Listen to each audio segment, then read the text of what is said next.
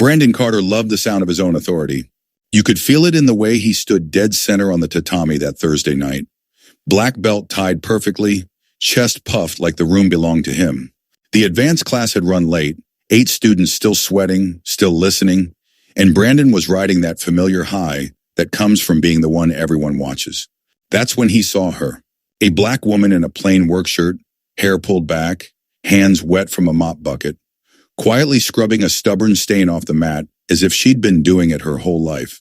"Hey you, cleaning," Brandon called out, loud enough to bounce off the mirrored wall. "How about a quick demonstration?" He smirked like he'd just invented a brilliant teaching moment. "I bet you've never seen a real fight in your life, right?" Lisa Thompson didn't flinch. She didn't rush. She just lifted her eyes slowly. The way someone looks up from work, not because they're scared, but because they're deciding how much of their energy you deserve. "I don't want to get in the way, sir," she said evenly, then bent back down and kept scrubbing. "I'm just finishing up so you can continue." Brandon let out a theatrical laugh, the kind that expects the room to follow him automatically.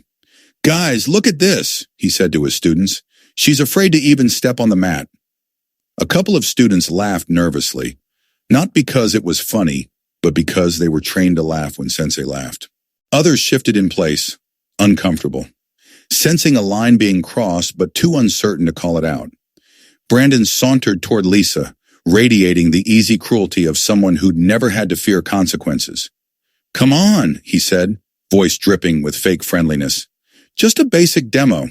Show my students the difference between someone who trains and someone who just cleans. I bet you don't even know how to guard."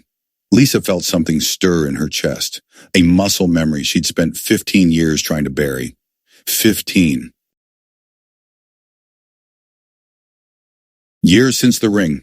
15 years since she walked away from the roar of crowds and the bright lights and the part of herself that people used to chant in arenas.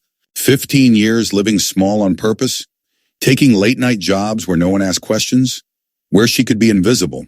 Not even her teenage son knew who she'd been. And Brandon didn't know a thing.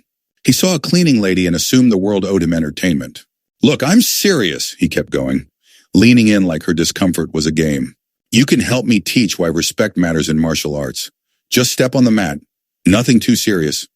Lisa straightened up slowly, set the bucket down, and stood with a calm that didn't match the way Brandon wanted her to be. There was a smoothness to the way she rose, a balance so natural it was almost unsettling. The students stopped stretching. A hush slid across the gym. "All right," Lisa said quietly. Her voice didn't wobble, didn't fight for volume. It landed. "But when we're done, you're going to apologize to all of them for turning this tatami into a circus."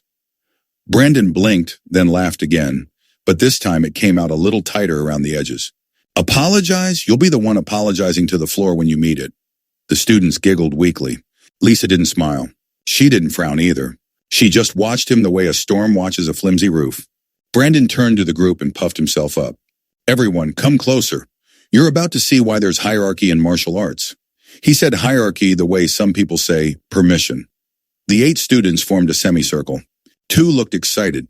3 looked uneasy. Jenny Chun, a young Asian woman in the class, opened her mouth like she wanted to stop this before it got uglier. "Sensei, maybe we should just continue normal training. It's getting late." Brandon snapped his head toward her. "Jenny Chun, are you questioning my teaching method?" He used her full name the way you use a leash.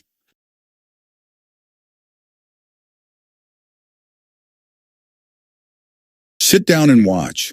You'll learn more in the next 5 minutes than in a month of normal drills." Jenny's shoulders shrank. Lisa noticed the fear flash in her eyes, the way authority can silence people who are right. Lisa had worn that fear once, too, years ago, years and miles away.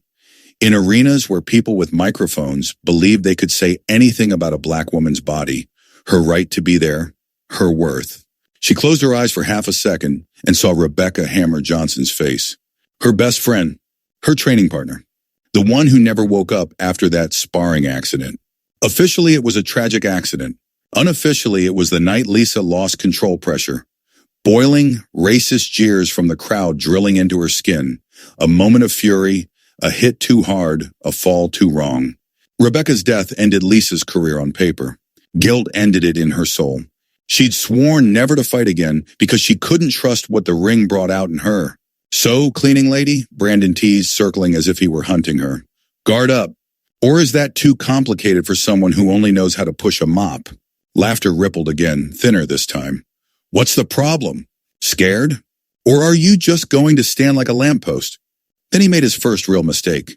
He shoved her shoulder lightly like a trainer pushing a beginner to prove a point. Her feet held the floor like roots. Brandon felt the resistance travel back into his palm like he'd hit concrete. His smile faltered for a heartbeat. Interesting, Lisa murmured to herself. The temperature in the room changed, not because she threatened him, but because her calm had teeth. Brandon didn't know how to read that kind of warning. He doubled down to fix his pride. Did you hear her? She thinks she's interesting. Let's show her the difference between thinking and knowing. He lifted his chin. Last chance. Accept the demo like a grown-up, or I call security. You lose your job, too. Lisa opened her eyes in that gaze.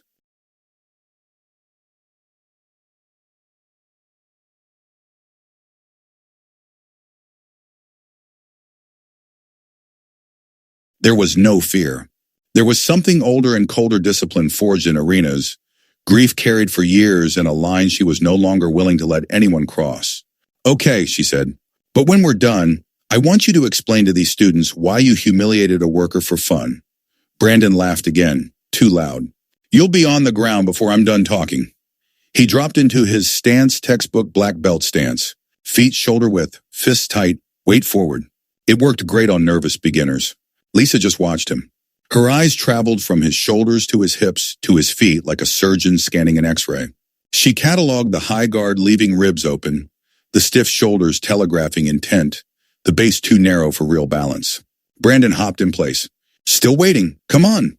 Lisa shifted her feet barely, lowered her center of gravity, relaxed her shoulders so perfectly the line of her body went quiet and lethal. If you knew fighting, you'd feel the difference instantly. Jenny did. Her stomach dipped because she'd studied biomechanics, watched champions on slow-motion tape, and she recognized that subtle snap from ordinary to predator. Brandon sensed it too, not in his brain but in his skin. Lisa stepped forward, and he drifted backward without meaning to. A black belt retreating from a cleaning lady. The students noticed. The room held its breath. Problem? Just admiring your posture. Learn it off YouTube? No one laughed. Lisa shook her head a fraction. I learned it at a place called the National Academy in Las Vegas. The name rang a bell, but pride kept his brain slow. Las Vegas? What, was some weekend workshop? Jenny, uneasy, quietly Googled it under her beltline. Her eyes went wide. National Academy wasn't a workshop. It was where legends were made, where world champions trained. Brandon, Lisa said, voice still calm but now heavy, apologize to Jenny for shutting her down. Apologize to your students for making this a spectacle.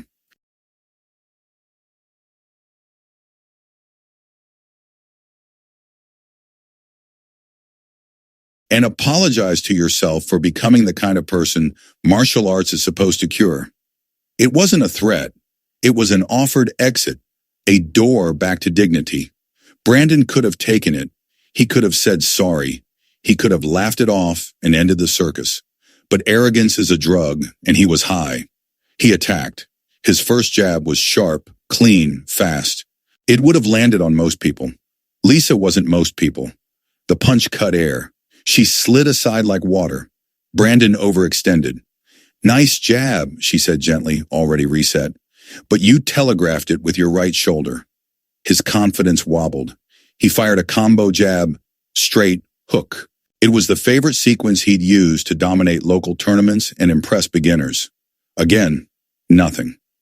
Lisa dipped, leaned, stepped, each movement a whisper. Good speed, she said, but your left side stays open when you throw that hook. How was she not even breathing hard? He lunged again, more desperate, throwing in a kick for drama. Lisa let it pass, then stepped in so close his sense of distance collapsed.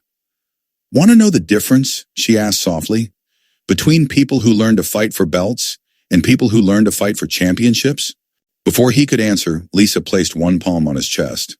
There was no wind-up, no aggression, just timing, leverage, and an energy transfer so clean it looked like physics doing what physics does.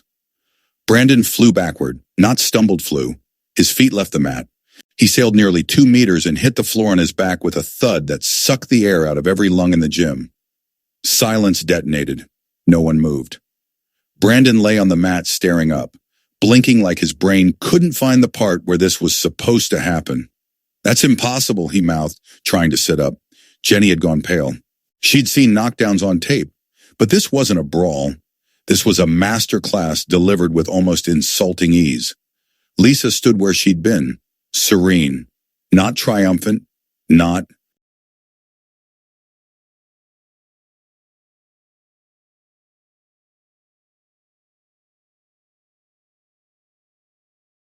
cruel. She just looked like herself again, like she'd finally stopped pretending she was smaller than she was. She offered a hand to help Brandon up. "It's simple once you understand timing and leverage," she said. "Principles I trained for 22 years to perfect." Brandon ignored the hand and pushed up himself, wobbling. 22 years of what? Jenny's voice came out thin. She lifted her phone so everyone could see the search results. "You don't know who she is," she said to Brandon, then to the others. "That's Lisa Silent Tornado Thompson, 5-time world MMA champion, retired undefeated." The words hit the room like a dropped weight. Brandon's face went empty. The students' mouths opened. Some remembered old highlight reels their older brothers watched. Some had heard the nickname in documentaries. And now she was standing here, in a cleaning uniform, calm as a monk, after putting their sensei on his back with a touch. Lisa nodded once, not proud of it, just acknowledging the truth. "I retired at 29, she said quietly. "After my best friend died in sparring, I walked away, took jobs where nobody asked questions, tried to live in peace." Brandon stammered, I didn't know." Lisa tilted her head. "If you had known, would you have treated me with respect? Or would you have just found someone else to humiliate tonight?" That question landed harder than the palm strike. Brandon couldn't answer because whatever answer he gave would show his heart. The students shifted. The spell over the gym broke, and what was left was honesty. Jenny stepped forward. "Sensei, what you did wasn't teaching, it was bullying." Another student spoke up. "My mom's a journalist. She'd want to see this." A blonde guy added, "My dad runs the state association. This isn't what martial arts is supposed to look like." Brandon looked around and realized the hierarchy he'd bragged about had vanished. Respect wasn't automatic anymore. He swallowed. His voice came out small. "Lisa?" "I'm sorry." "Truly, I have no excuse." Lisa accepted the apology with a nod, but her eyes didn't soften the way people hope apologies will make everything disappear.